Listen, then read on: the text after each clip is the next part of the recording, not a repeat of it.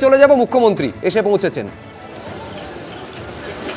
মুখ্যমন্ত্রী শুভেন্দু অধিকারী তিনি এসে পৌঁছেছেন। আপনারা জানেন যে ভবানীপুরের বিধায়ক হিসেবে শপথ নিয়েছেন, নন্দীগ্রামের বিধায়ক থেকে ইস্তফা দিয়েছেন তিনি।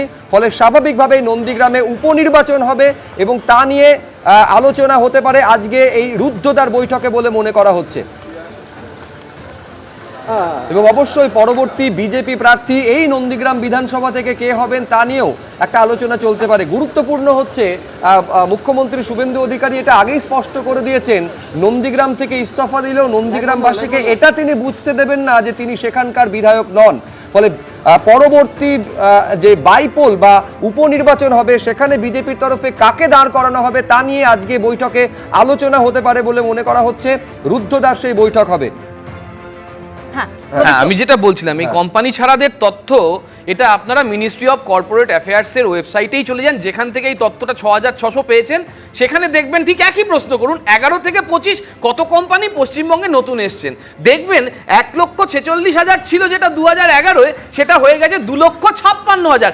2,56,000 টাটা নিয়ে কথা হচ্ছে, টাটা হিটাচি টিসিএস এবং টিসিএস, সেই টিসিএস এ 56 টাকার একেবারে শিল্পের জোয়ার এসেছে, কর্মসংস্থানে ভেসে গেছে, কাউকে কোনো একেবারে মাইগ্রেশনে যেতে হয় না। এই একদম ছবি তৃণমূল এটাকেই সামনে রাখার চেষ্টা করে। আমি তো কেন্দ্রীয় সরকারের তথ্য দিচ্ছি, যে তথ্য নিয়ে চর্চা হচ্ছে। শেল কোম্পানি, আরে শেল কোম্পানি তাড়িয়ে দিন, শেল কোম্পানি তাড়িয়ে দিন, শেল কোম্পানি তাড়িয়ে দিন। ওই 6600 শেল কোম্পানি। দাদা আপনি এতক্ষণ বলেছেন, আমি তো একটা কথা বলিনি। আপনারা তো ক্ষমতায় আছেন, টিভিতে আগের বারেও আমাদের শুনতে হতো, এখনো শুনতে হয়। বিচার সভা বসেছে তো, মানুষ বিচার করেছে তো, এবার আপনিও যদি সেখানে বিচার করতে পারেন আমাদের বলতেই পারেন। আমি বলছি অবশ্যই প্রদীপ্ত মুখোপাধ্যায় তথ্য দেবেন, কিন্তু আমি বলছি এত শিল্পের জোয়ার যে পরপর রাজনৈতিক সভা থেকে তৎকালীন মুখ্যমন্ত্রীকে এই বার্তা দিতে হয় যে চাকরি না পেলে, কর্মসংস্থান না হলে ভাবনার কি আছে, একটা কেটলি নেবে, একটা মুড়ি বলবে বেঁধে দিতে বলবে, তারপর চপ নিয়ে বলবে একেবারে যেখানে স্টেশনের ধারে বসে বিক্রি করতে। আমি বলছি এইরকম একটা পরিস্থিতি আমরা খুব খুশি হতাম, বিশ্বাস করুন, যদি এখানে শিল্পের জোয়ার হতো। ভাবনা চিন্তার কোনো জায়গা ছিল না, কিন্তু বাস্তবে ছবিটা কি এইরকম, রাজ্যবাসী কিন্তু সেটা প্রতিদিন টের পাচ্ছেন। যখন মিনিস্ট্রি অফ কর্পোরেট অ্যাফেয়ার্সের তথ্য দিচ্ছি তখন ব্যঙ্গ করার কি আছে আমি বুঝতে পারছি না। টিসিএস যখন 56,000 চাকরি দিচ্ছে, এই তথ্য যখন তারা দিচ্ছে তখন ব্যঙ্গ করার কি আছে আমি জানি না।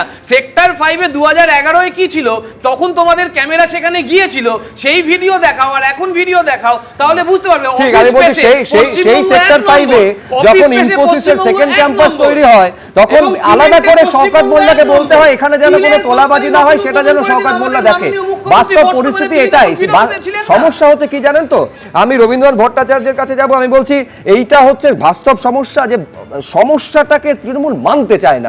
ঠিক যেভাবে মানুষের রায়কে তৃণমূল মানতে চায় না, এই রাজ্যে শিল্পের খরাটাকে তৃণমূল কংগ্রেস মানতে চায় না।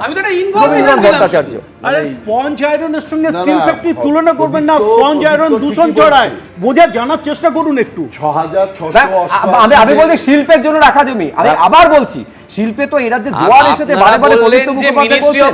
আমি আবার বলছি শিল্পের জন্য জমি রাখা ছিল, সেখানে কি হয়েছে, মহাকাল মন্দিরে শিলান্যাস হয়েছে, শিল্প ভিত্তিপ্রস্তর স্থাপন হয়েছে। রবীন্দ্রনাথ ভট্টাচার্য আমরা ফেডারেল প্রদীপ্ত এবার আমাকে বলতে দাও, কয়েকশো কোম্পানি ছিল, যুক্তরাষ্ট্র বহু সুদীপ্ত বোর কোম্পানি আছে। এবিপি আনন্দ, এগিয়ে থাকে, এগিয়ে রাখে।